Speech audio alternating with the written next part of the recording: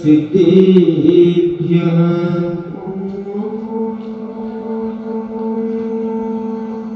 नमः सिद्धेभ्यः। ॐ नमः सिद्धेभ्यः।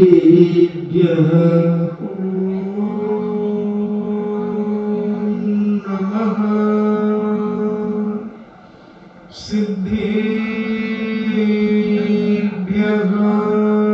ॐ नमः सिद्धेभ्यः।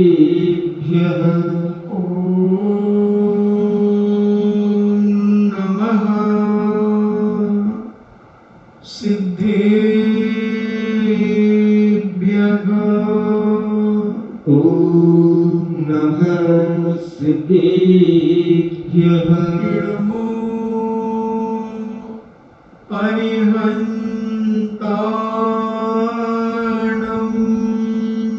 नमो अरिहन्ताणम्।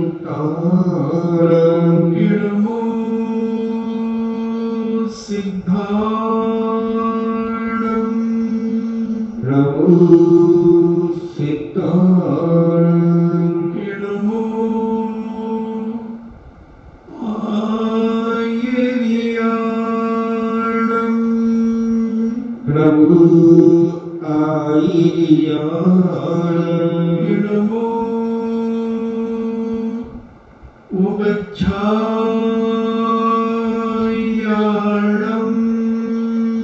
नमो उपज्छायाणम्। नमो लोये सब्बे साभूणम्। नमो लोये सर्वसाहूणम्। पंच परमेष्टि भगवान की जय।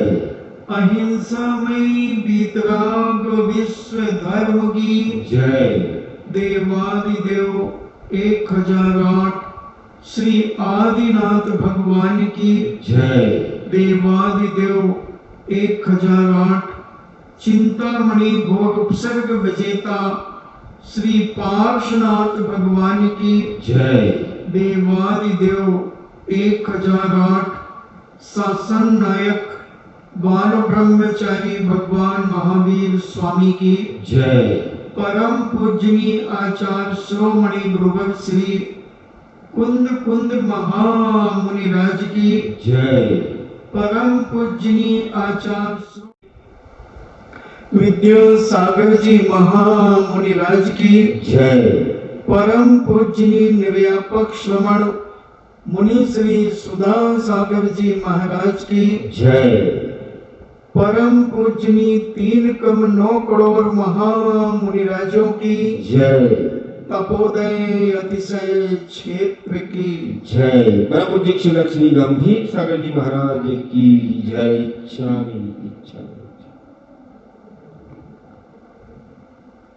प्रभावना जब आदमी के अंतरंग परिणाम की भावना होती है तब प्रभावना शुरू हो जाती है। भावना में प्र उपशब्द लग जाने पर प्रभावना हो जाती है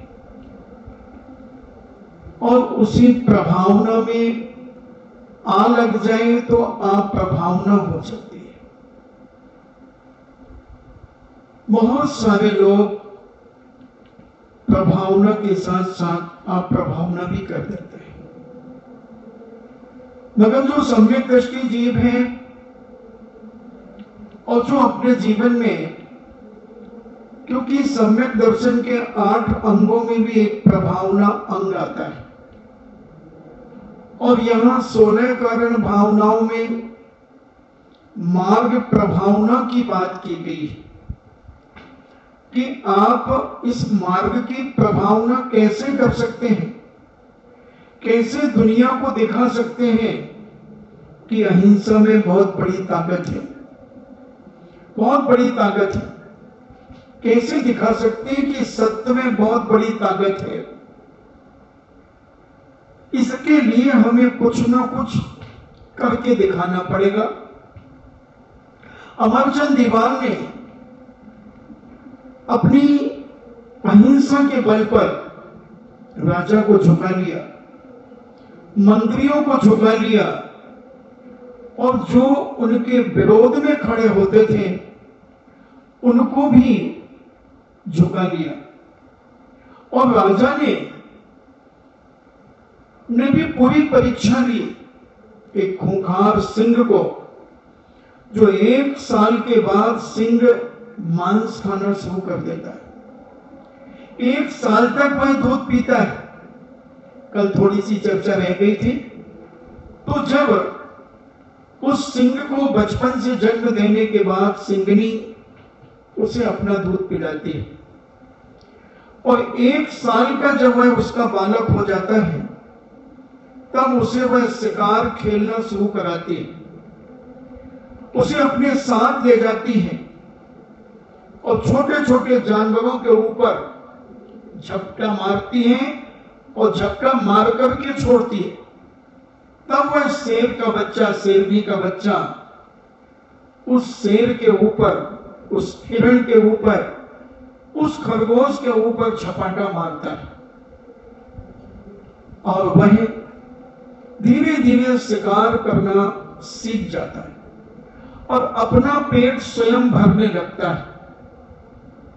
उस रेंजर ने यह बात जब हमें बताई तो हमने कहा कि अगर इनको चाहिए तो हमेशा दूध, सब्जी, फल पर रखा जा सकता है, उन्हें वातावरण चेंज करना पड़ेगा। इनको फिर हम जंगल में नहीं रख सकते, इनको हम एक पिंजरे के अंदर रखना पड़ेगा, मगर इनके अंदर वो ताकत नहीं हो पाएगी, क्योंकि इनका भोजन ही ऐसा बन गया है। मगर अमरचंद दीवान ने हजारों जनता के बीच में एक अहिंसा धर्म की जो प्रभावना की, सारी दुनिया को जो दिखाया कि अहिंसा में इतनी बड़ी ताकत है कि हम एक सिंह को भी शाकाहारी बना सकते हैं, दूध और जलेबी से उसका पेट भर सकते हैं। तो हम चाहें तो प्रभावना में 4 चांद लगा सकते हैं, और हम चाहें तो प्रभावना के चांदों को हम तोड़ सकते हैं। जो सम्यक दृष्टि होगा वह स्वयं टूट सकता है, मगर प्रभावना को कभी अप्रभावना में नहीं बदल सकता। पूरी ताकत लगा देगा धर्म की प्रभावना करने में, मार्ग की प्रभावना करने में। भले लोग कहेंगे कि तुम तो मंदिर भी नहीं जाते हो और तुम बड़ी तारीफ कर रहे हो, ये मेरे पाप का उदय है कि मैं मंदिर नहीं जाता हूं, मगर मंदिर के बिना जिंदगी का आनंद नहीं है। पूजन और अभिषेक के बिना जिंदगी में खुशी नहीं है। मेरा पाप का उदय है, मैं हूं पापी, जन्म जन्म का पापी हूं, मेरा मन नहीं होता, मगर तुम कर रहे हो, बहुत अच्छी बात है। सम्यक दृष्टि ये कहेगा, अभिरत सम्यक दृष्टि ये कहेगा, और पूरी ताकत लगाएगा धर्म की प्रभावना करने में, पूरी ताकत लगाएगा। बड़ी बड़ी प्रभावना देवता लोग करते हैं। जनक नंदिनी सीता जब ब्राह्मण के यहां से लंका से राम के साथ लौट करके आई, बड़े शानदार स्वागत हुआ। विभीषण ने बड़े सम्मान के साथ लंका से भेजा। रावण से विजय प्राप्त करने के बाद लक्ष्मण, क्योंकि लक्ष्मण जैन दर्शन के अनुसार लक्ष्मण ने चक्र के द्वारा रावण को मारा, वैष्णव दर्शन में राम के द्वारा मारा गया, क्योंकि जैन दर्शन में नियम है कि नारायण प्रति नारायण को मारते हैं, और ब्राह्मण का दाह संस्कार आदि करने के बाद मर्यादा पुरुषोत्तम राम, लक्ष्मण जनक नंदी सीता और भी उनके साथ के बहुत सारे विद्याधर लंका में रहे और लंका के वैभव को देखकर लंका की प्रभावना करने में इतने मस्त हो गए। भगवान पद्म प्रभु का मंदिर विभीषण के महल में था। बड़ा विशाल मंदिर था पद्म प्रभु भगवान का। और यहां रावण के महल में भगवान शांतिनाथ का मंदिर था।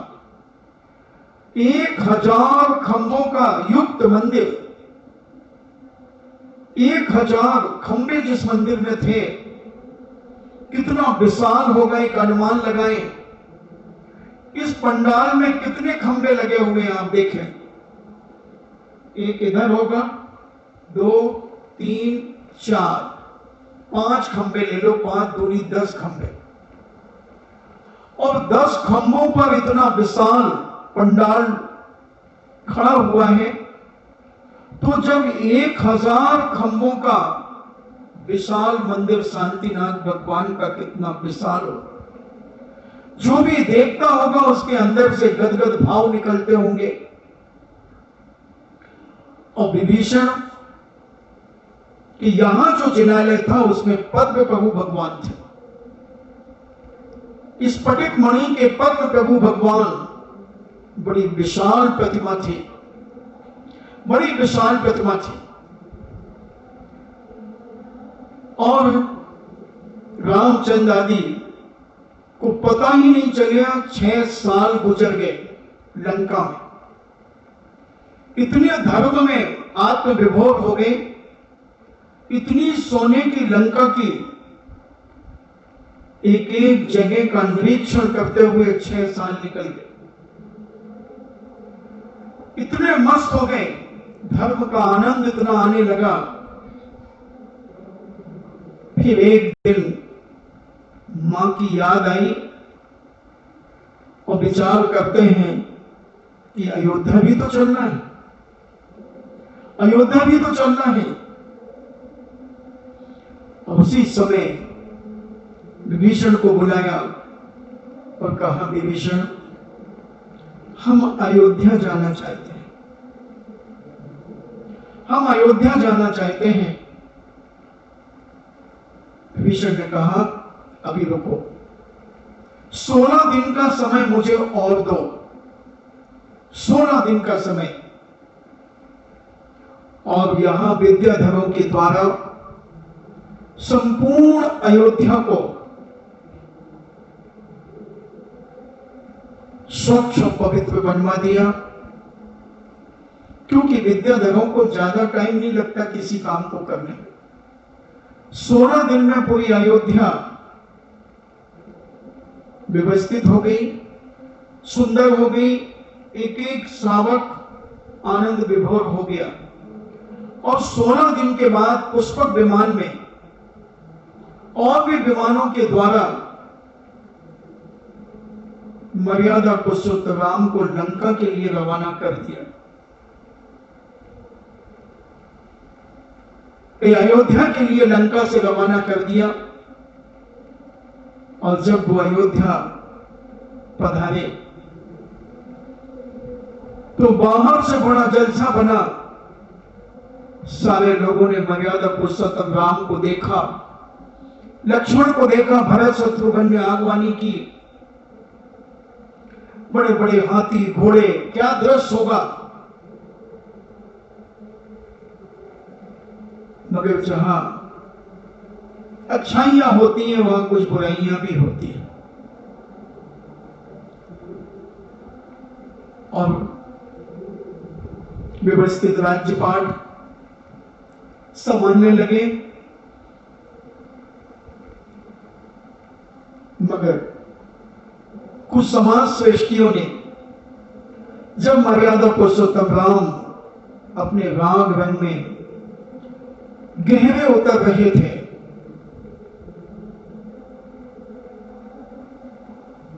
वन विहार कर रहे थे, जल क्रीड़ा कर रहे थे, उसी समय पहरेदारों ने कहा, महाराज समाज के श्रेष्ठ वर्ग आपसे कुछ वार्तालाप करना चाहते हैं। मर्यादा पुरुषोत्तम राम ने उन्हें सहर्ष स्वीकृति दे दी और अपने राग रंग से बाहर निकलकर सभा भवन में विराजित हो गए। सारे लोगों ने पहले तो घबराए, भयभीत हुए, मगर जब उनके द्वारा संबोधन हुआ कि भाई जो जिसको कहना है वो कहे, घबराओ मत, डरो मत, कहो, तब लोगों ने घुमा फिरा करके कहा, महाराज, राज्य में लोग अपनी स्त्रियों को छोड़ रहे हैं और फिर ग्रहण कर रहे हैं। स्त्रियां किसी के घर चली जाती हैं और फिर ग्रहण कर लेते हैं। सारे नगर में अनेक अनेक प्रकार की वार्तालाप हो रहा है और जब कोई किसी को कहता है तो वो कहते हैं कि रावण के यहां पर जनक नंदी सीता भी तो रह करके आई थी और राम ने जब स्वीकार कर लिया तो फिर अगर हम ऐसा करते हैं तो इसमें बाधा क्या है? हम समाज के लोग उनको कोई जवाब नहीं दे पाते। मर्यादा पुरुषोत्तम राम को ये बात सुनने के बाद उनके मन में सीधा सीता के ऊपर अटैक हुआ। उन्होंने, तुम ठीक कह रहे हो, ये मैंने बहुत बड़ी गलती की, बहुत बड़ी गलती की। और उन्होंने कृतांत वक्र को बुलाया। जनक नंदी सीता उस समय गर्भवती थी।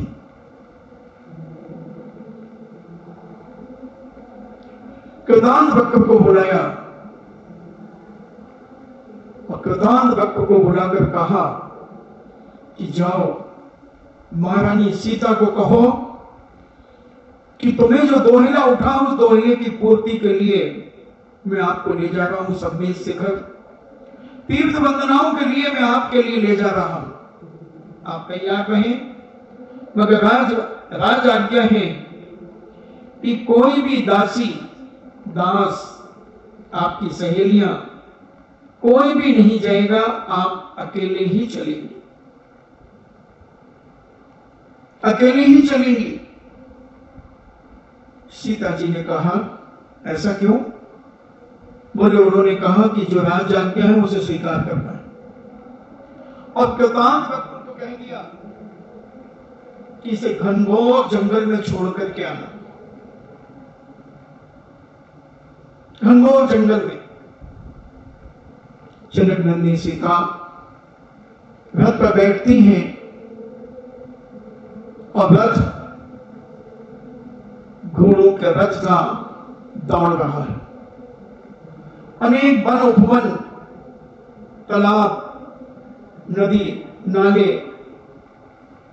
को निहारती हुई कल्पना सजो रही है कि मैं समेत शिखर की वंदना करूंगी, मैं अनेक सिद्ध क्षेत्रों की वंदना करूंगी, अतिशय क्षेत्रों की वंदना करूंगी और मेरे गर्भ में पलने वाले बालक संस्कारित होंगे। और जैसे ही घनघोर जंगल कंडक बन आया, वहीं कृतांत वक्र ने रथ को रोक दिया और कहा, मां, यहीं आपको रुकना है। क्या यहां मुझे रुकना है? मुझे तो समेत शिखर की वंदना के लिए लाई थे तुम। मां, मैं तो नौकर ठहरा, मुझे तो राजा की जो आज्ञा होगी वही मुझे निभाना पड़ेगी। आपको इसी जंगल में रहना है। एक सेकंड नहीं लगी, सीता जी रथ से उतर गई और एक वृक्ष के नीचे बैठ गई और कहा, कृतांत वक्र, कृतांतवक्र चरण छू करके रोने लगा। उन्होंने कहा, कृतांतवक्र रो मत, तुम तो सेनापति हो, तुम्हें तो राजा की सारी आज्ञा ही मानना पड़ेगी। कोई बात नहीं, मैंने निश्चित पूर्व जन्म में कोई ऐसा पाप किया होगा, मैंने किसी धोखेधड़ी के साथ किसी को वनवास भेजा होगा, इसलिए मुझे भेजा गया, कोई डरने की बात नहीं है। मेरे साथ प्रभु है, मेरे रग रग में साक्षात जिनेन्द्र भगवान विद्यमान है, इसलिए मुझे कोई डरने की आवश्यकता नहीं है और मैं जंगल में रहकर के भी अपना जीवन यापन कर लूंगी। अब कृतांतवक्र से इतना कहा कि उसने कहा कि मां, मर्यादा पुरुषोत्तम राम से क्या कहना है। तब उन्होंने कहा कि उनसे कहना कि दूसरों के कहने से तुमने मुझे छोड़ा, मुझे कोई गम नहीं है, मगर दूसरों के कहने से तुम पवित्र वीतराग धर्म मत छोड़ देना, ये मेरा संदेश मर्यादा पुरुषोत्तम राम को देना। कोई उड़ाना नहीं दिया उन्होंने, बहुत अच्छी अच्छी बातें कही, बहुत अच्छी अच्छी बातें कही। और कृतांतवक्र चला गया। जैन दर्शन के अनुसार उनका पुण्य का उदय आया कि उसी वन में हाथियों को पकड़ने के लिए एक राजा अपनी सेना सहित विचरण कर रहा था। वह राजा जनक नंदी सीता को अपनी बहन मान करके ले गया। लवकुश का जन्म हुआ। नारद ने राम का घोड़ा लवकुश ने पकड़ लिया, आदि आप सब जानते हैं। और लवकुश से राम और लक्ष्मण का युद्ध हुआ। राम और लक्ष्मण को पसीना आ गया उन दोनों बच्चों को जीतने में। जब लवकुश ने युद्ध लड़ा तो यहां तक का मन में उन्हें विचार आ गया कि कहीं नारायण और बलभद्र ये दो तो नहीं है। कब तीर उठाते हैं, कब तीर चलाते हैं, कब क्या करते हैं, इतनी फुर्ती। अब उनका युद्ध देखकर देवता भी प्रभावित हो रहे हैं। अंत में नारद ने परिचय कराया, मिलन हुआ और जनक नंदी सीता ने जब उन्हें चलने के लिए कहा गया तब राम ने कहा कि नहीं, अभी भी परीक्षा तो देना ही पड़ेगी। अग्नि की भी अग्नि परीक्षा, अग्नि की भी अग्नि परीक्षा, मगर सच्चा धर्मात्मा इन परीक्षाओं को अपने जीवन का अंग बना लेता है। और जनक नंदी सीता मां ने कहा कि बोलो क्या चाहते हो। 3-4 परीक्षाओं की बात कही गई, मगर अग्नि कुंड में कूदने की बात जनक नंदी सीता ने स्वीकार की। कितना बड़ा कुंड था, 300 हाथ लंबा और 2 पुरुष गहरा। 2 पुरुष यानी रामचंद्र जी भगवान मुनि सुब्रतनाथ भगवान के समय हुए। तो भगवान मुनि सुब्रतनाथ 15 धनुष के थे, 15 धनुष के थे लगभग, क्योंकि आदिनाथ भगवान 500 धनुष के, अजितनाथ भगवान 450 धनुष, फिर 400, फिर 350, 300, 250, 200, 150 और 100, फिर 90, फिर 80, फिर 60 धनुष तक तो बाजपूज भगवान हो गए। फिर उसके बाद में 13वें भगवान 50 धनुष के, फिर 45, फिर 40, फिर 35, फिर 30, फिर 25, फिर 25 और उसके बाद 20, 15। तो 20वें भगवान जो मुनि सुगतनाथ भगवान हुए वो 15 धनुष के हुए, 15 छक्का 90, क्योंकि 6 फुट का एक धनुष होता है। 6 अंगुल का एक पाद, 12 अंगुल का एक बिलसती और 2 बिलसती का एक हाथ और 4 हाथ का एक धनुष होता है। अगर हाथों में अपन लें तो 15 चौको 60, 60 हाथ, तो 2 पुरुष यानी 120 हाथ गहरे गड्ढा और 300 हाथ लंबा। जैसे आपका ये श्रीफल चढ़ाने का स्थान बना हुआ है ना, ये तो छोटा है। गहरा जो बना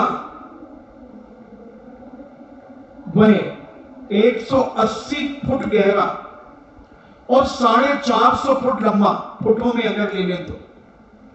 और ऐसा चौकोन एक कुंड बनाया गया, बड़ा विशाल कुंड। और कितनी लकड़ियां आएंगी उसमें, वो सारी लकड़ियां उसमें भर करके जलाएंगे और बड़ी बड़ी लपटें आकाश को छू रही हैं और एक मचान बनाया गया।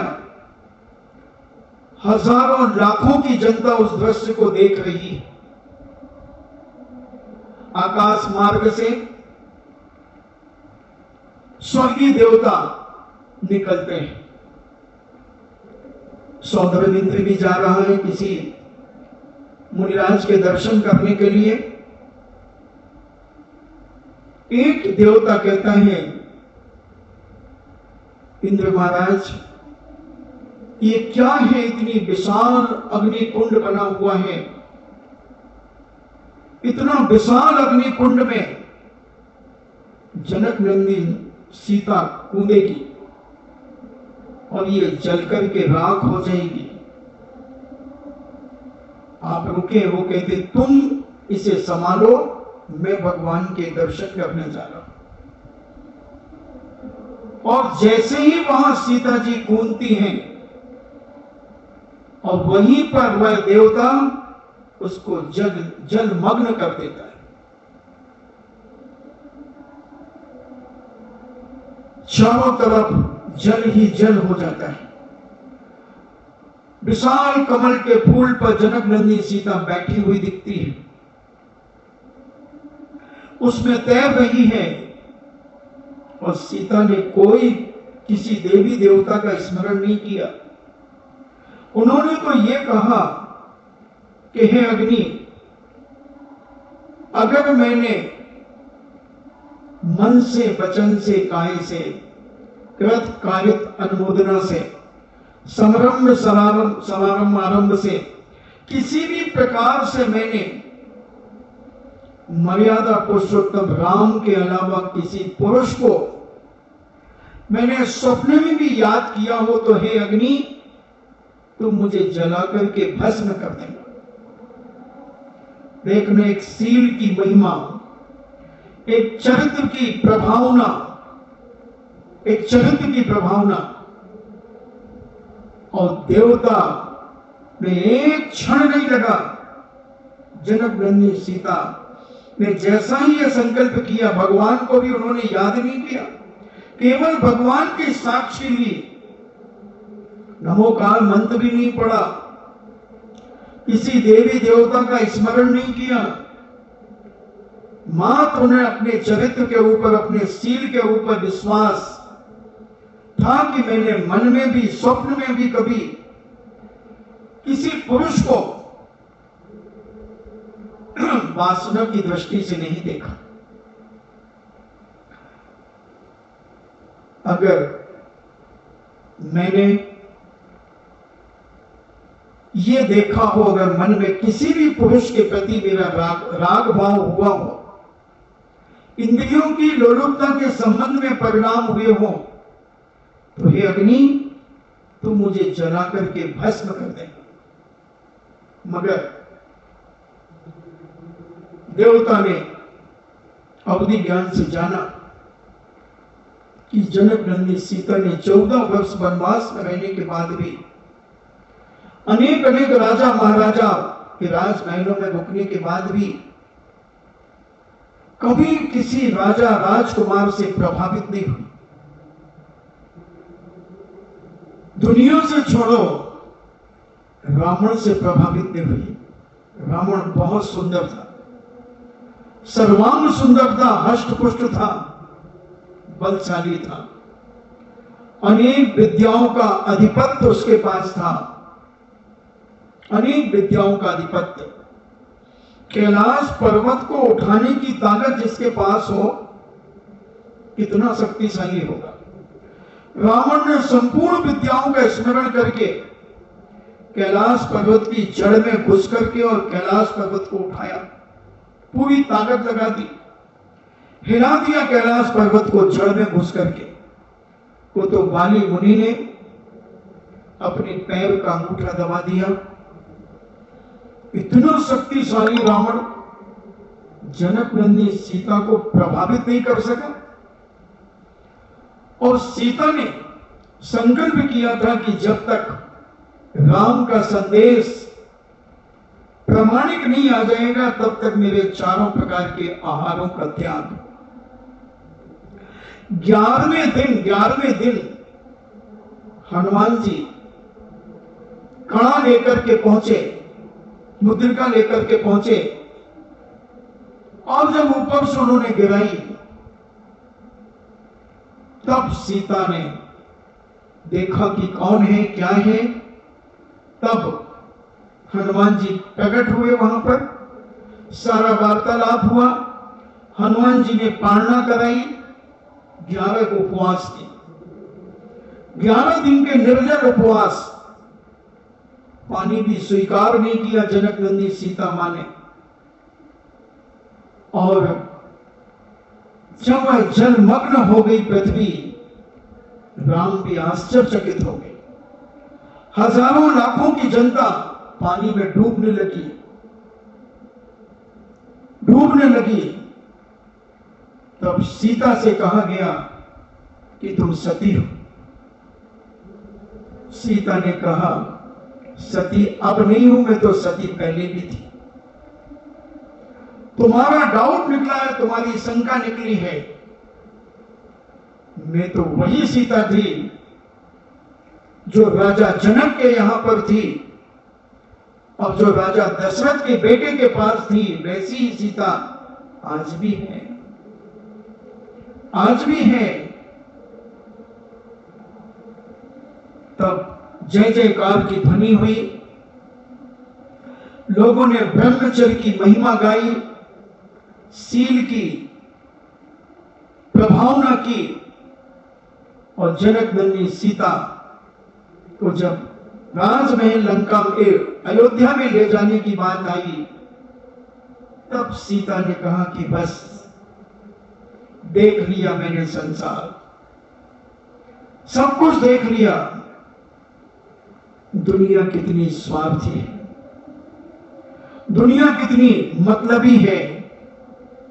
और उन्होंने पृथ्वीमती आरिका के चरणों में अपना जीवन समर्पित कर दिया। वैष्णव दर्शन के अनुसार पृथ्वी फट जाती है और सीता उसमें समाहित हो जाती है। जैन दर्शन के अनुसार जनक नंदी सीता पृथ्वीमती आरिका के पास जाकर आरिका दीक्षा धारण कर लेती हैं और घोर घोर तपस्या करती हुई अपने जीवन की साधना को बढ़ाती हुई 33 दिन की संलेखना धारण करती है। देखना एक नारी, कितनी शक्ति है एक नारी के अंदर। और उन्होंने उन आलिका के चरणों में दीक्षा लेकर अपनी साधना आराधना को बढ़ाती गई और सारे नगर में एक ही चर्चा, अयोध्या से लेकर लंका तक पूरे 3 खंड के अंदर, क्योंकि लक्ष्मण नारायण थे और लक्ष्मण ने पूर्व दिशा से दिग्विजय का शंखनाद किया था। गंगा के किनारे किनारे सब 3 खंड को अपने बस में करके 40 वर्ष के अंदर नारायण लक्ष्मण ने 3 खंड का आधिपत्य प्राप्त किया था। भरत चक्रवर्ती को 6 खंड जीतने में 60,000 वर्ष लगे थे। शांतिनाथ, कुंतनाथ, अभयनाथ भगवान को 800 वर्ष, 600 वर्ष और 400 वर्ष लगे थे। नारायण को 3 खंड जीतना था तो उन्हें 40 वर्ष लगे और आधिपत्य प्राप्त किया। जनक नंदी सीता ने दिखा दिया सारी दुनिया को कि अगर तुम अपना चरित्र को पवित्र रखते हो तो देवता तुम्हारी आकर के रक्षा करेंगे। कभी मन से भी दोष मत लगाना, कभी वचन से भी दोष मत लगाना, कभी काय से भी दोष नहीं लगाना, कभी कृत करके दोष नहीं लगाना, कभी कारित करके दोष नहीं लगाना और कभी अनुमोदना करके भी दोष नहीं लगाना। ये 9 कोटि शुद्धि पूर्वक जनक नंदी सीता ने अपने चरित्र की पवित्रता से देवताओं के आसन हिला दिए। ये पक्का मानना कि चमत्कार जो भी होता है, प्रभावना जो भी बड़ी बड़ी प्रभावना होती है, वही कोई साधारण व्यक्ति नहीं करता, देवता ही करता है। क्योंकि देवता में अतुल बल होता है, विक्रिया बनाने की शक्ति उनके पास होती है। सौंदर्य इंद्र की जो देवियां होती हैं, 16,000 विक्रिया एक देवी करती है। सौदम्य शान कुमार की, सानत कुमार माहेंद्र की, ब्रह्मोत्तर की 32,000 विक्रिया करती है एक देवी। फिर उसके बाद 64,000 विक्रिया करती हैं। फिर उसके बाद 1,28,000 विक्रिया करती हैं और फिर उसके बाद 2,56,000 विक्रिया करती हैं। जैसे जैसे स्वर्ग बढ़ते चले जाएंगे और 12वें स्वर्ग पर उनकी देवियां 5,12,000 विक्रिया करती हैं और आणत प्राणत आदि जो 12वें से 16 स्वर्ग, जो 4 स्वर्ग हैं, उनकी देवियां 10,24,000 विक्रिया करती हैं। एक देवी, इतनी विक्रिया करने की ताकत उनके अंदर है। और वह सीता ने अपनी साधना के बल पर सारे 3 खंड के अंदर क्षोभ पैदा कर दिया। जहां देखो वहां सीता की चर्चा, सीता की चर्चा, सीता की चर्चा। जहां देखो वहां उनकी प्रभावना, उनके गुणानुवाद। अनेक अनेक महिलाओं ने दीक्षा लेकर के अपने जीवन को धन्य किया। कैकेयी ने भी दीक्षा ली 300 महिलाओं के साथ। राम ने भी दीक्षा ली 16,000 राजाओं के साथ। और 27,000 स्त्रियों ने उसी समय दीक्षा ली। सारा राजपाट, क्योंकि लक्ष्मण तो मरण को प्राप्त हो गए थे, शत्रुघ्न ने भी दीक्षा ली। तब लव कुश के बेटे जो एक अनंत लवंग थे, उनको राम राज्य देकर के वो स्वयं दीक्षा के लिए चले गए। राम ने भी 25 वर्ष की तपस्या करके केवल ज्ञान प्राप्त किया और मोक्ष पधारे। सीता का जीव ने स्त्रीलिंग का छेदन किया, स्त्रीलिंग का छेदन किया और सौधर्म इंद्र में प्रतीन्द्र बनकर के आज वहां वो विराजित थी। वहां से कुछ भाव धारण करेंगी, चक्रवर्ती बनेंगी और लक्ष्मण और रावण उनके बेटे बनेंगे, दोनों बेटे बनेंगे। देखो ये दुनिया कहां एक दूसरे के खून के प्यासे। अभी दोनों 10-10 भाव के बाद, दोनों 10-10 भाव के बाद जनक नंदी सीता की आगे आने वाली पर्याय पर जब वह चक्रवर्ती पद को धारण करेंगे, तब उनके ये बेटे बने।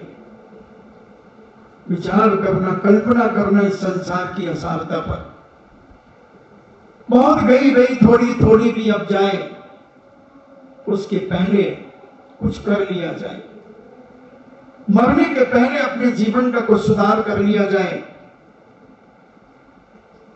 और ऐसा कुछ सुधार किया जाए कि तुम्हारी क्रिया और चर्या देखकर लोग प्रभावित हो जाएं इस जैन दर्शन की महिमा से।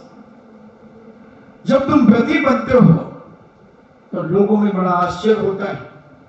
राजस्थान की पाटनी परिवार की वह महिला जब 2 प्रतिमा को धारण किया, सारे भारत में क्षोभ कैसे हो गया। सारे लोग एक ही बात कहें, उन्होंने 2 प्रतिमा ले ली, उन्होंने 2 प्रतिमा ले ली। कहा कि हां, उन्होंने पूज्य आचार्य विद्यासागर जी महाराज से 2 प्रतिमा धारण कर। कितनी बड़ी प्रभावना हुई। जब भी कोई बड़े घराने का व्यक्ति, बड़े परिवार के व्यक्ति जब भी मोक्ष मार्ग में आगे बढ़ते हैं तो प्रभावना हुए बिना नहीं रहती। बंधुओं, हम भी कुछ अपना नाम इतिहास में लिखें, हम भी कुछ अपने जीवन में कुछ ऐसा करें, क्योंकि रोटी कपड़ा और मकान ये तो अनादि काल से चल रहे हैं और चलते रहेंगे। कभी हमें लगता होगा कि अगर हम ऐसा करेंगे तो फिर हमारे घर का क्या होगा। तो ये तो शुरू से परंपरा है कि जब देश का प्रधानमंत्री मरा तो बड़ी चिंता हुई कि देश का क्या होगा। दूसरा प्रधानमंत्री आ गया, तीसरा आ गया, चौथा आ गया, 5वां आ गया, आते चले गए। इंदिरा गांधी को जब लोगों ने मारा तो बड़ी चिंता हो गई कि इतनी माइंडेड महिला, देश का संचालन करने वाला कोई व्यक्ति नहीं मिला, अब उनके जैसे कौन मिलेगा। राजू भैया आ गए, राजीव गांधी आ गए। उनके मरने के बाद मनमोहन सिंह आ गए। तो देश तो चल रहे, उसी प्रकार घर भी चलते रहेंगे। घर चलते चलते भी अपने जीवन को कुछ ऐसा चला लो, ऐसा बना लो कि तुम्हारे बच्चे भी गर्व से कह सकें कि मेरी मां व्रती होकर के मरी। मैं जानता हूं कि तुम्हारी का तो बनने में बहुत पीछे हो जाओगे, मगर 2 प्रतिमा धारण करके अपने जीवन की देह का विसर्जन करना, तभी ये मनुष्य परिवार और जैन कुल में जन्म लेना सार्थक है बंधुओं। नहीं तो ऐसे तो अनादि काल से जैन बन रहे हैं, बनते चले जाएंगे, मगर हम ब्रति के अभाव में अपने जीवन का प्रभाव नहीं बना पाएंगे, क्योंकि ब्रतियों का जो प्रभाव होता है, ब्रतियों से जो धर्म की प्रभावना होती है, वही एक धर्म में चार चांद लगाती है। बहुत सारे लोग अब तो बन रहे हैं सूरत जन्नत जैसे, जहां के लोगों को मैंने देखा कि जो कभी जमीन पर नहीं चलते थे, जमीन पर नहीं चलते थे, सीधे अपनी लिफ्ट से उतरते थे और गेट के सामने गाड़ी खड़ी होती थी और उस गाड़ी में बैठ करके कहीं भी जाना हो, उस गाड़ी में बैठ करके जाते थे। मगर आज सूरत में इतने लोगों ने प्रतिमा ले ली, पुरुषों ने प्रतिमाएं ले ली, महिलाओं ने प्रतिमाएं ले ली, बंबई में प्रतिमाएं ले ली लोगों ने, जो बंबई को माया नगरी कहते हैं, जहां आदमी को मरने की फुर्सत नहीं है। ऐसी नगरियों में बड़े पढ़े लिखे लोग प्रतिमा लेकर के धर्म की प्रभावना कर रहे हैं। अभी मुझे किसी ने बताया कि जो अपने वीर सागर जी महाराज हैं, इनका 1,20,00,000 का पैकेज था। 1,20,00,000 का पैकेज था और ये आचार्य श्री के पास दर्शन करने गई थी। मात्र 7 दिन का कोई ब्रह्मचर्य आदि कुछ ऐसा लिया था, मात्र 7 दिन का। अब उसके बाद चटाई पर सोने लगे, सब कुछ किया। 1,20,00,000 साल में जिसे मिलते थे उसे ठुकराकर मोक्ष मार्ग में खड़े हो, दिगंबर मुद्रा को धारण कर लिया। विचार करें बंधुओं, ऐसे बहुत सारे साधु संत नागपुर के रहने वाले थे। तो ऐसी प्रभावना, अगर हम अपनी भावनाओं को अच्छा रखेंगे तो नियम से प्रभावना होगी। और मन बनाना ही चाहिए, कुछ नहीं लगना, कुछ भी नहीं करना। जब व्यक्ति ब्रती बनता है तो बहुत सारे सहयोगी और खड़े हो जाते हैं और फिर धीरे धीरे अपने आप माहौल बनता है, अपने आप माहौल बनता है। और माहौल बनने के बाद तो एक बढ़ेगा तो एक के पीछे 4, वो 4 में तुम शून्य जोड़ दो तो 40 होते चले जाए। कुछ भी नहीं करना, सब कुछ कर सकते हो जो आज कर रहे हो, बस इतना ही तो करना है कि शुद्ध भोजन करना है और क्या करना है, और 2 टाइम की सामयिक करना है। इसके अलावा कुछ भी तो नहीं करना। खूब नाती पोतों के ब्याह करो, शादी विवाह करो, सब कुछ करो, कौन मना कर रहा। मगर एक बार अपने जीवन की जिंदगी सुधार लो। बहुत दुर्लभता से मनुष्य पर्याय को पाया है, कहीं ये पर्याय ऐसे ही न समाप्त हो जाए। जनक नंदी सीता तो इतने संकटों में रह करके, इतने संकटों में रह करके जिसे घनघोर जंगल में छोड़ दिया हो, तुम्हें तो कभी बिजवालिए में अकेले नहीं छोड़ा, और छोड़ा है तो 10 मिनट में लेने भी आ गए। वहां तो पता ही नहीं था कि झूठ बोल करके छोड़ दिया, झूठ बोल करके छोड़ दिया। उसके बाद भी वो धर्म से विमुख नहीं हुई, नाराज नहीं हुई अपने पति से, और उसने संकल्प कर लिया, कोई बात नहीं, मैंने पूर्व जन्म में किसी को धोखा दिया होगा, इसलिए आज मेरे साथ ये धोखा घटा है। अपने कर्मों की निंदा की है, अपने कर्मों की गणना की है, अपने आप की निंदा की है, मगर मर्यादा पुरुषोत्तम राम को एक उंगली भी नहीं उठाई उन्होंने, एक उंगली भी नहीं उठाई। सम्यक दृष्टि जीव धर्मात्मा हर चीज अपने ऊपर लेता है, कितना भी बुरा उसके साथ हो जाए, वो कभी किसी को स्वप्न में भी उंगली नहीं उठाता कि इन्होंने मेरा ऐसा कर दिया। वो कहता है कि सामने वाला कौन होता है मेरा बुरा करने वाला और अच्छा करने वाला। मैंने अगर किसी का बुरा किया है तो मेरा बुरा होगा, और मैंने अगर अच्छा किया है तो मेरा अच्छा होगा। इतना कर्म सिद्धांत के ऊपर दृढ़ रहने वाला व्यक्ति अपना बेड़ा पार कर लेता है, अपने कल्याण के रास्ते खोल लेता है और अपने पीछे बहुत सारे लोगों को मोक्ष मार्ग में लगा देता है। राजा दशरथ भी दीक्षा ली, राम ने भी दीक्षा ली, भरत ने भी दीक्षा ली, शत्रुघ्न ने भी दीक्षा ली। 250 बेटे, लक्ष्मण के 250 बेटे थे, भरत के 150 बेटे थे, और ये सब दीक्षा लेकर के अपने जीवन का कल्याण करके बंधुओं, हम केवल पद्म पुराण पढ़ करके अपने आप को शाबाशी देते रहेंगे।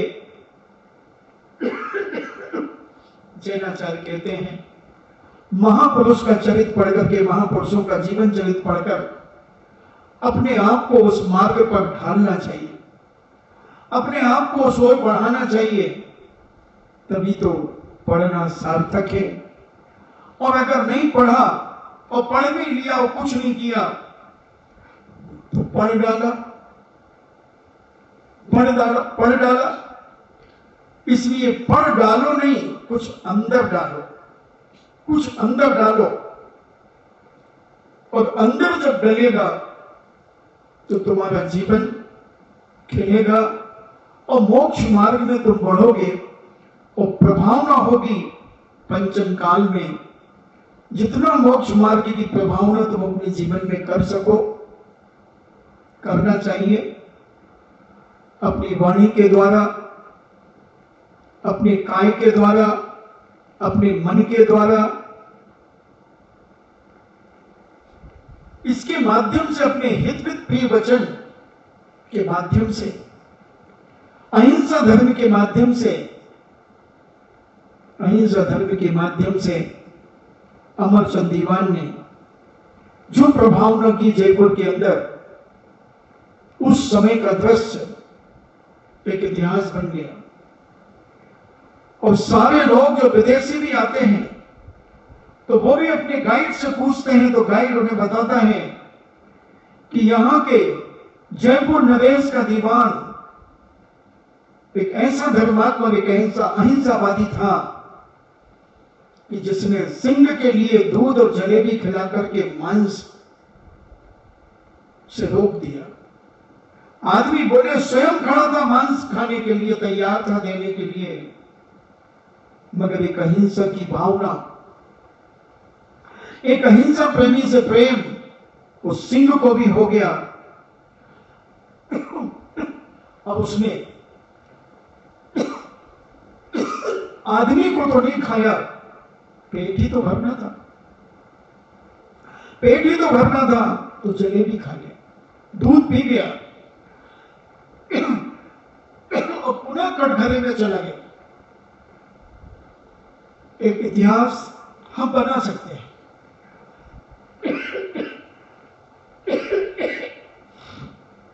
आने वाली पीढ़ी को हम दिखा सकते हैं।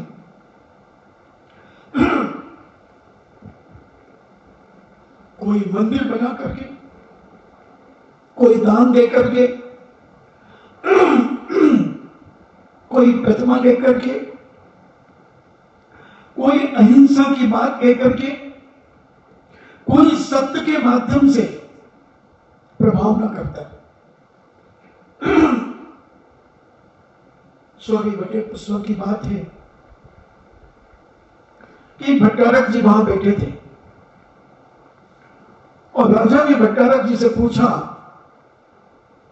कि भट्टारक जी आज कौन सी तिथि है?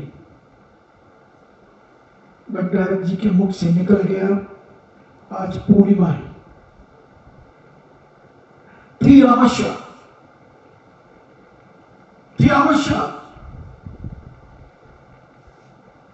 और जब राज दरबार में राजा साहब ने मंत्रियों से कहा कि आज तो पूर्णिमा है। बोले नहीं, आज तो अमावस्या है। सारे पंचांग देखे गए, अमावस्या थी। अब खलबली मच गई पूरे राज्य के अंदर। मंत्रियों ने कहा कि राजन, आपके साथ झूठ बोला गया, आपको धोखे में रखा गया है, आज अमावस्या है। भट्टारक जी को बुलाया गया। भट्टारक जी ने कहा कि महाराज जो कुछ हो, मगर मेरे मुंह से निकल गया है तो आज पूर्णिमा ही है, पूर्णिमा ही है। निकल गया तो निकल गया। बहुत समझाया लोगों ने, और राजा ने कहा कि अगर पूर्णिमा नहीं हुई तो भट्टारक जी सोच लो। बोले सोच लिया, सोच लिया। क्योंकि मैंने चला करके, भट्टारक जी ने सोचा कि मैंने चला करके नहीं बोला, सहज भाव में निकल गया। सहज भाव में, जैसे बताते, चुनक जी ने एक माता जी से पूछा कि चूड़ियां काय की हैं, लाख की हैं? चुनक जी ने पूछ लिया कि चूड़ियां लाख की हैं। उन्होंने निकल गया उनके मुंह से सहज कि हाँ लाख की, और थी प्लास्टिक की,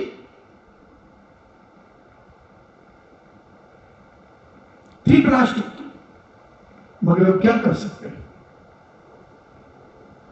उसी प्रकार भट्टारक जी के मुख से निकल गया कि आज पूर्णिमा है, सहज में निकल गया। अब भट्टारक जी कहते हैं कि अब निकल गया तो आज पूर्णिमा ही होगी। और शाम को भट्टारक जी ने एक तस्तरी को आकाश में भेज दिया, और वो तस्तरी पूर्ण चंद्रमा के समान चमक रही है। और आज दरबार में देखा गया कि देख लो, पूनम का चांद दिख रहा है। राजा साहब ने कहा सारे पंडितों को कत्लेआम कर दो, सारे पंडितों को कत्लेआम कर दो, इनके पंचांगों में आग लगा दो। इतना झूठा बोलते हैं, इतना झूठा पंचांग बनाते हैं। अमावस्या थी और पूर्णिमा थी और अमावस्या लिख दिया। सारे पंडित थर थर कांप रहे हैं। मगर भट्टारक जी तो अहिंसावादी थे, धर्मात्मा थे। उन्होंने कहा राजन, आज वैसे तो अमावस्या ही है, मगर मेरा सत्य बोलने का नियम था, तो सत्य की रक्षार्थ मैंने अपनी मंत्र शक्ति के माध्यम से एक तस्तरी को भेजा, और वो उसने चंद्रमा का कार्य किया। राजन, इन पंडितों को माफ किया जाए, क्योंकि मैं जैन होने के नाते मैं अपने सत्य धर्म की बात को झुठला नहीं सकता था। और उससे पूरे राज्य में जो प्रभावना हुई कि भट्टारक के पास इतनी ताकत कि चंद्रमा का रूप दिखा दे। और ज्यादा पुरानी बात नहीं है, 400-500 साल पहले की बात है। तो बंधुओं, हम अपने किसी भी तरीके से प्रभावना कर सकते हैं धर्म की। और धर्म की जब प्रभावना होगी, मार्ग की जब प्रभावना होगी, तो तुम्हें तीर्थंकर प्रकृति का बंध भी होगा। मार्ग प्रभावना, मार्ग प्रभावना, तो मार्ग जो मोक्ष मार्ग है और धर्म हमारा अहिंसा है। इस अहिंसा और सत्य की जहां प्रभावना होगी बंधुओं, वहां स्वर्गीय देवता भी आकर चमत्कार दिखाते हैं। आपका समय हुआ, इन्हीं मंगल भावना के साथ जिनवाणी स्तुति। जिनवाणी के ज्ञान से सूझे लोकालो, सोवाणी मस्तके धरूं सदा देत हूँ दो। हे जिनवाणी भारती तो ही जपो दिन रैन, जो तेरो शरणागहि सो पावे सुख चैन। देव भजो अरिहंत को गुरु सेवा निर्ग्रंथ, दया धर्म पालो सदा यही मोक्ष का पंथ। नमोकार।